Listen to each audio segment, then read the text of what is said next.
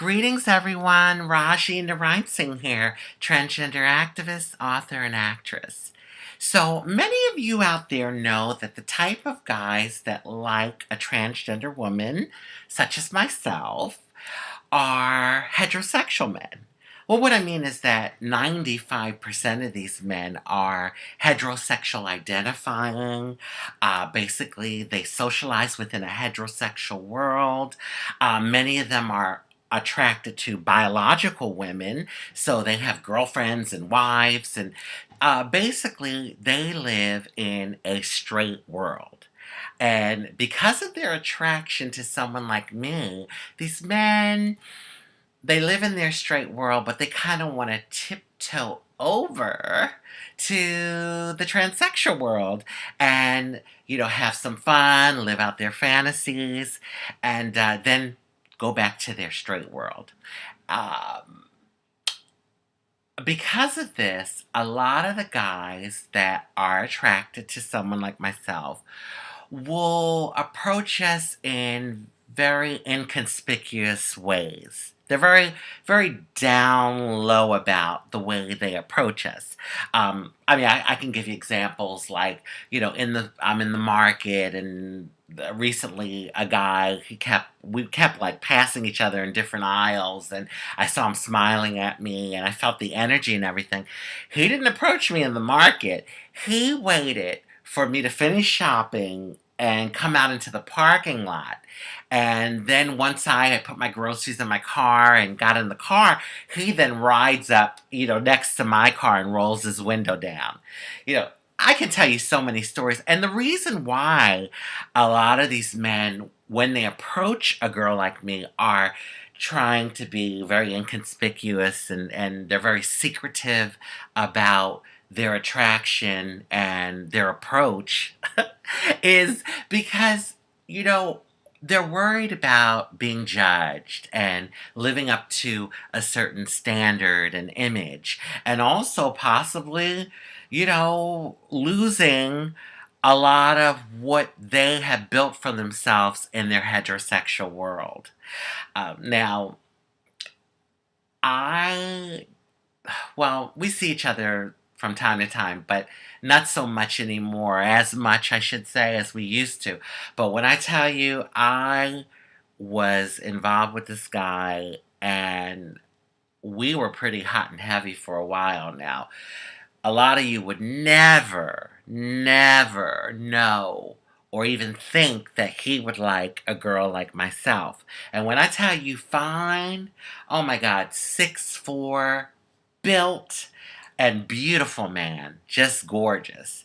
And he told me once, we were together, and he looked at me and he says, if the world, if the world was different, I would be with you. And to me, that spoke, oh my God, it just spoke volumes. You know, I knew what he was trying to say to me. He was saying that, he really likes trans women. That's more his thing. And he really felt or feels a connection with me.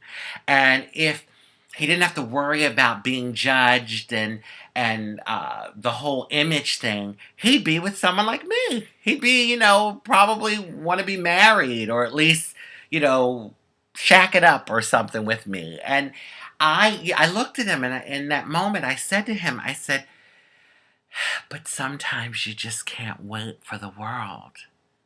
The world has to catch up.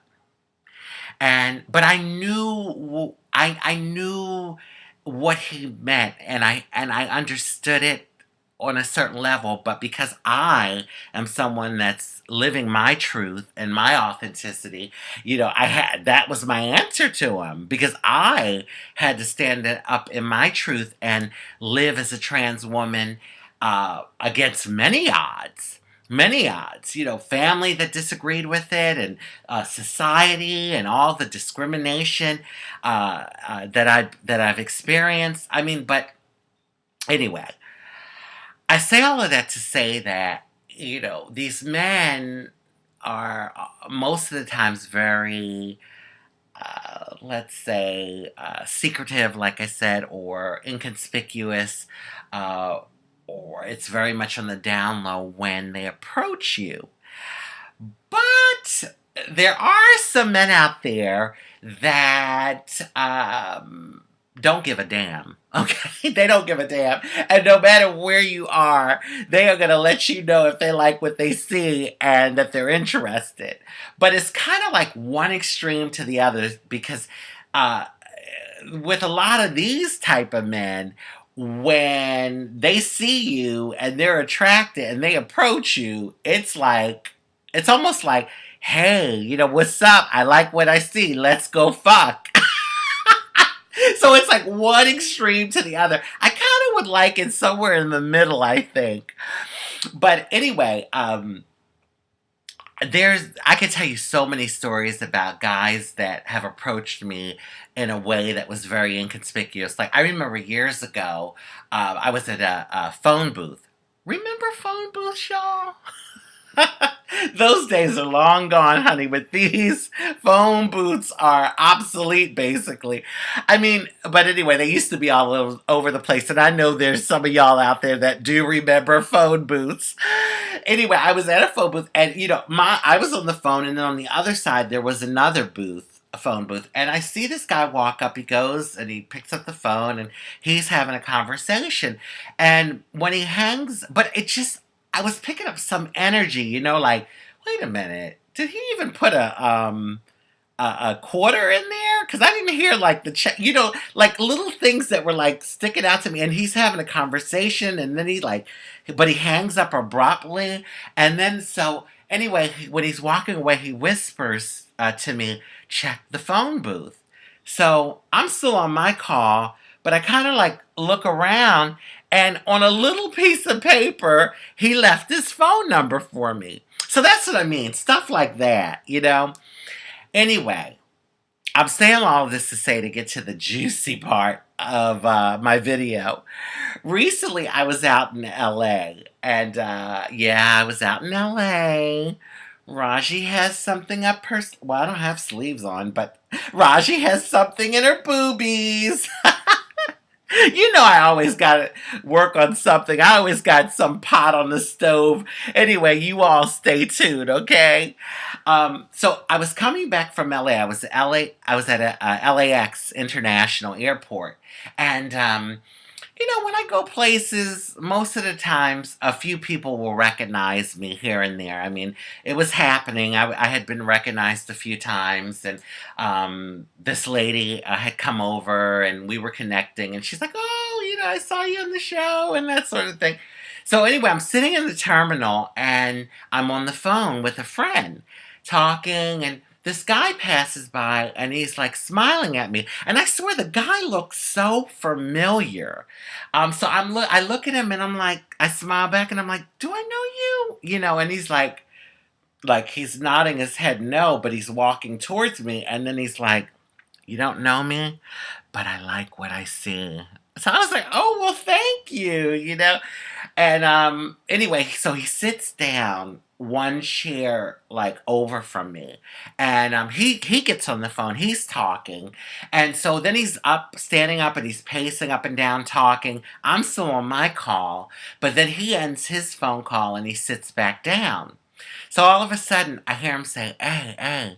So I tell my friend to hold on. So I turn to him, and he says, listen, why don't you and I go into that baby changing room over there and, lock the door and have some fun? So I look at him like, do you want to have me taken out of this airport in handcuffs, buddy? Really? So he's like, no, the door locks. And I said, but hello, the baby changing room is in the ladies' room. Granted, it was right at the opening, like the door of the ladies' room, but still, it's the ladies' room. So he's like, you go first and I'll come behind you real quick. He's like, come on, I got a 5-hour layover, and I could really use this. I need a stress release. I'm like, oh, really?